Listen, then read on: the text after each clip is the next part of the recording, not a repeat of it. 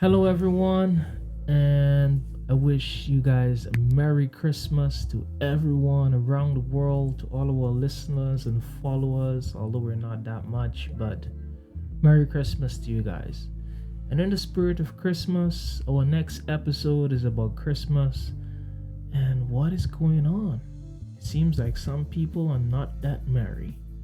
Anyway, Volta, hit them with it. Alright, so this video is coming from Damascus, Syria. The leader of HDS, Ahmed al-Shara, understands optics. So this was not the festive message he wanted to see broadcast out of the new Syria on Christmas Eve. A Christmas tree in a majority Christian town near the city of Hama set alight. Despite their previous affiliation with Al-Qaeda, HDS have been talking pluralism and protecting minorities since spearheading the collapse of the Assad regime 2 weeks ago. An HDS representative arrived at the scene soon afterwards, condemned the incident, promised the tree would be restored, even eventually held up a crucifix as an act of solidarity. HDS said a number of men had been detained and said the people who did it were foreign fighters. Nonetheless, the arson attack sparked protests by Christian communities across the country, including in Damascus. This is one of a host of incidents that speak to the challenges the country's new leadership now face. Top of the list, making an array of militant groups into a national army under the umbrella of the new Syrian Ministry of Defense, something HDS have just announced. بدفع الذرائع التي يتذرع بها المجتمع الدولي. HDS's leader, formerly Al-Jilani, has changed wardrobes, less Che Guevara, more getting quiet in the international community is one. He's a politician now. Hardliners in tow is another. Think about it. The rebels are civilized, man. Make him, they don't trust him because all of the transformation he made. If he continues to change the way he's changing, the biggest risk is that his core constituency, which is like the hardliners, they're gonna snap away from SGS. And if they do, where are they gonna go? I think most likely they will go to ISIS. That's the jihadi game in town right now, right? So he best job.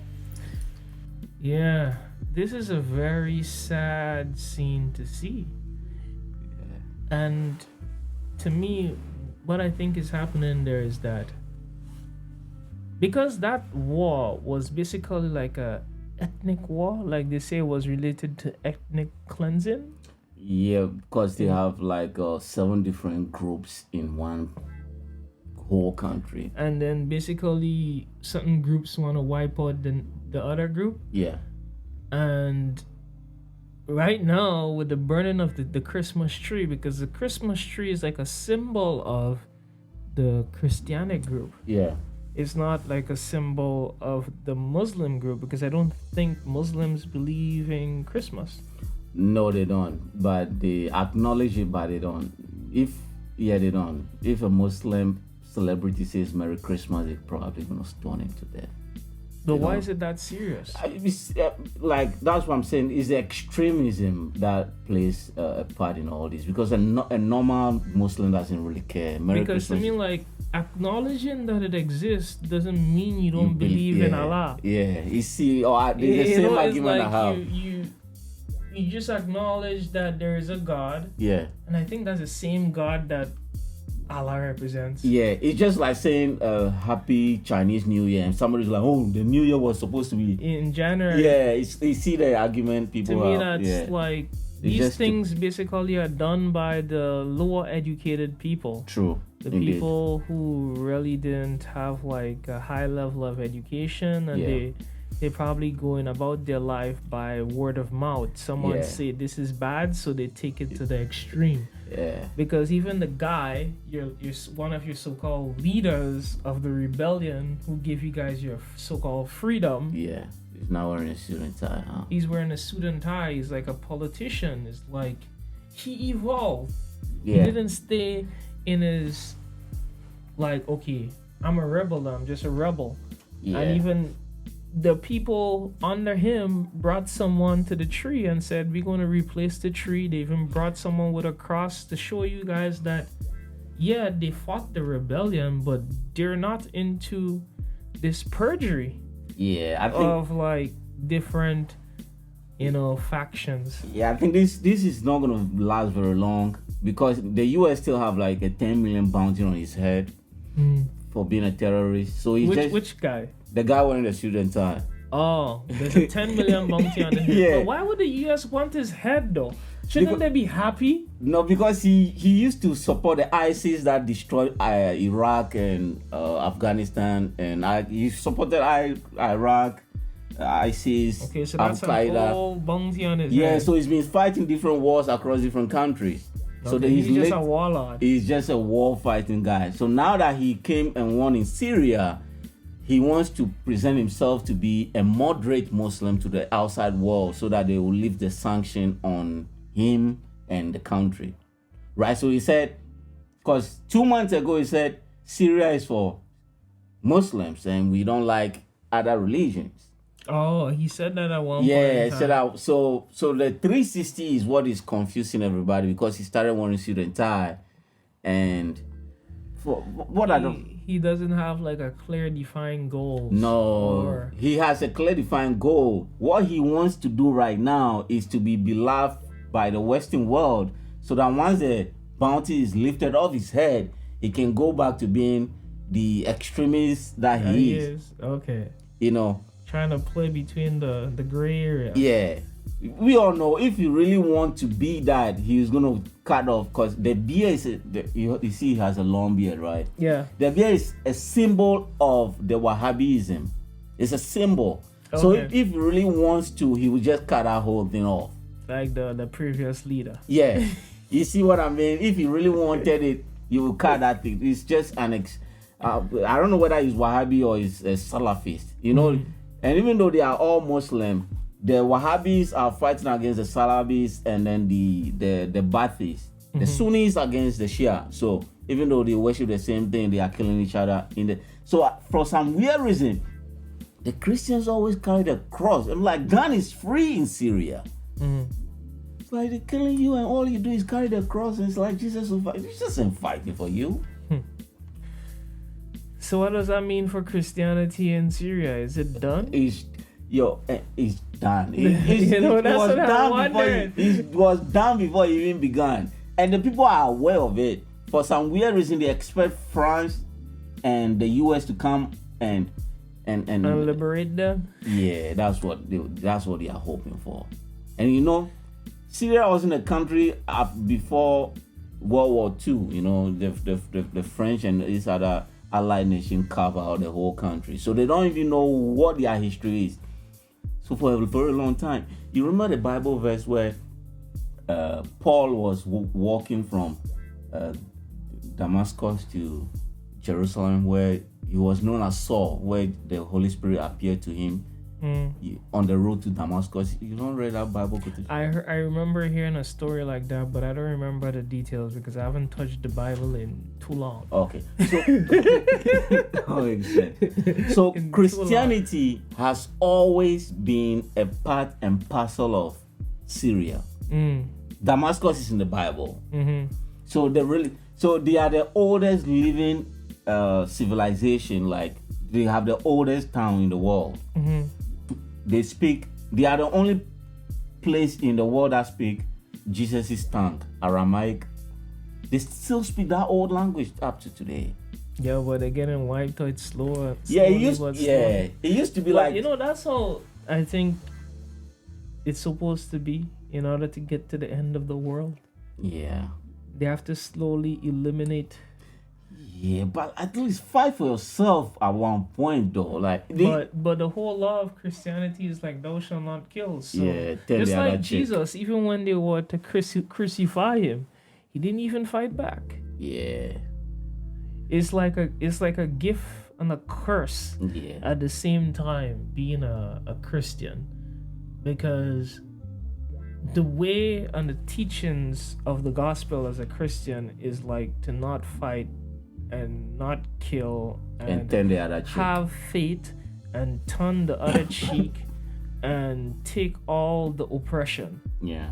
You know, and to me, like, that's some of the parts that I can never fully accept, Yeah. especially in this era right now. Nah, man. Because Being a people are not how they used to be in the past. They're Yeah. more conniving and they are way more evil. Yeah.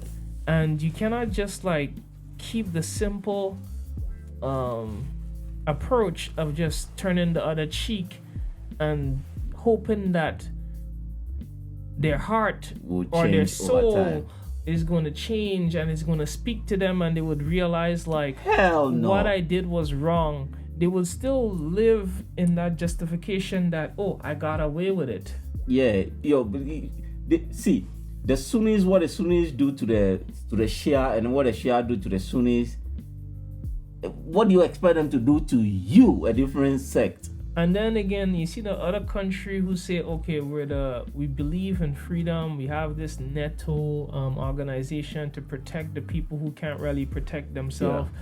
If you believe that you Christians, they're going to come and liberate you guys, then you're joking, because they already did what they wanted to do. They secured their oil. Yeah, they only care for the oil. They don't And care. now that they have the oil, they don't care anymore. They don't. Yo, You see, like right now, they still have the 10 million bounty on the guy's head. They could have just come and pick him up, say, okay, they have no leader right now. Yeah, Now it's a perfect time to just roll in, grab him, and exit. yeah, And you guys figure out your whole thing.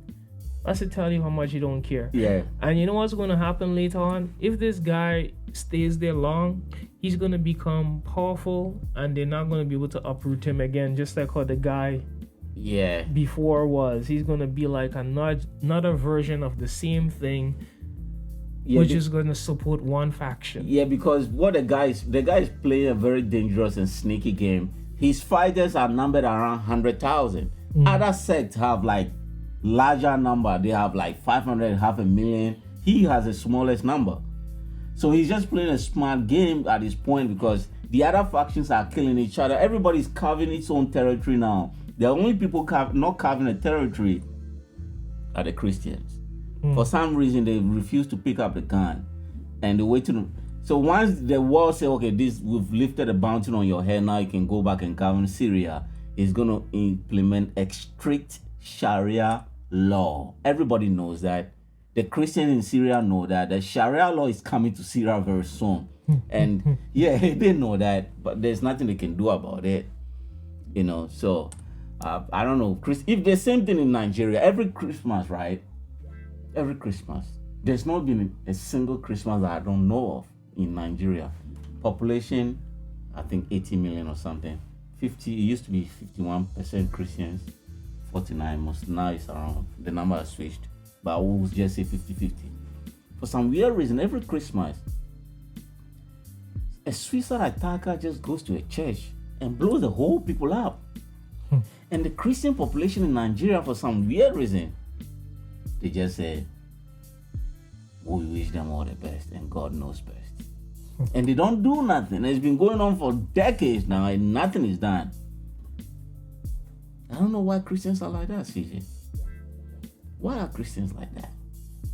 We all were here when Azerbaijan, the Turks, we all know what they did to the people in the Armenia. Because Armenia is the only Christian nation. You know, people say this is a Christian. You know, people say this is a Christian nation. The only Christian nation in Europe is Armenia.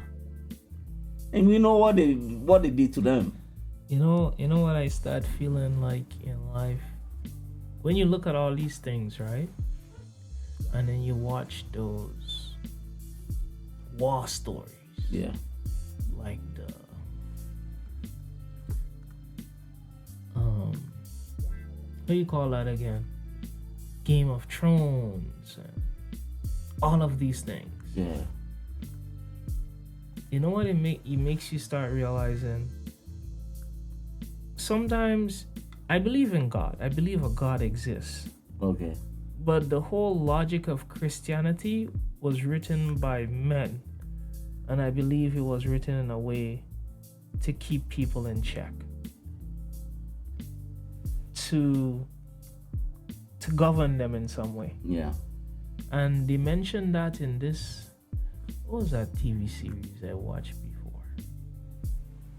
Was it Walking Dead? I think it was season 2. Shit, that shit is still on. And how they mention it in a nice, thought-provoking way. It's like when people are going through these kind of trials and tribulations, right? Giving them something to believe in. Yeah. Keeps their hope alive and helps them to push forward. Yeah, but how do you And then giving them something to fight for. Yeah, but how do you push forward when somebody's putting a gun to your head and all you do is the cross, though? Christianity is like this. Believing that there's a God. Yeah.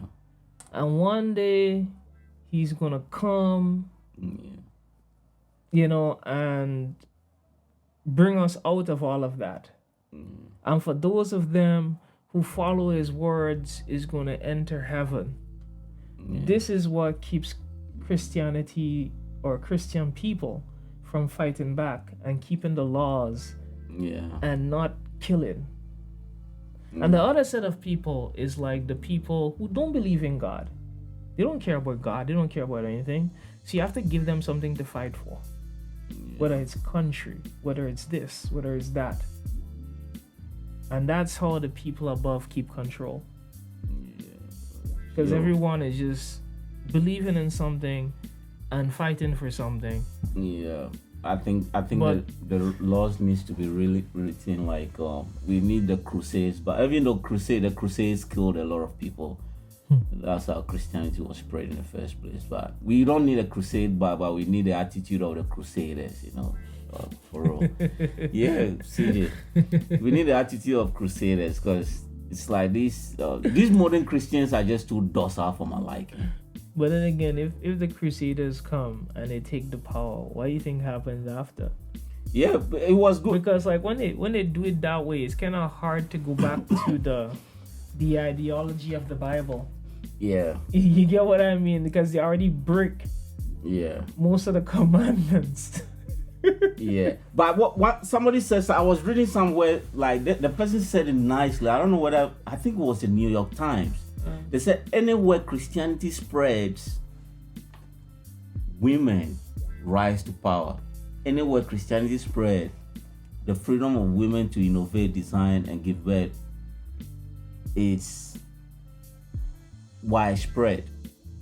So if you watch in a lot of different countries that the majority is Christianity, you see, women have been very progressive. They are given the freedom to move and do whatever. Even though some might call it feminism, and which is bad in some extent. But then women are allowed to do whatever they do. But on the other hand, anywhere the other, I don't want to say, but anywhere the other religion spreads, you see there's Okay, I get what you mean. Like the only religion that has the freedom for women to do what they want is Christianity. Yeah, you are allowed to. Just and be like yourself. all the other ones is more like a manly thing. Yeah. The man is like the law. Yeah. And they need to follow them. You have to. Whether it's like the Jews, whether it's the how you call that, the Muslims, and all these others, even if it's the Buddhists. Yeah. It's like men are the core of it. Yeah. So it's only in Christianity that you realize, like, wherever Christianity spreads, women are the weird, right? Women are the benefactors. After you start looking at that, why aren't there more like Christian women? Yeah, because sometimes they begin to enjoy the freedom to extend that they forgot where that freedom came from. Yeah, right? so, and they mess it all up. Yeah, that's why I've always enjoyed Christianity, not because of the religion per se, but what it brings to the world. I mean, Christianity is cool. To me, Christianity has peace. Yeah. And it has balance. Yeah. But the problem is, when the notorious people land and they have a rebellion, Christianity was not designed to fight against it. Nah. Yeah. It was just designed in a way that they get overthrown because too much emphasis on faith Yeah. is placed in the hands of men and women, and that is their downfall. True.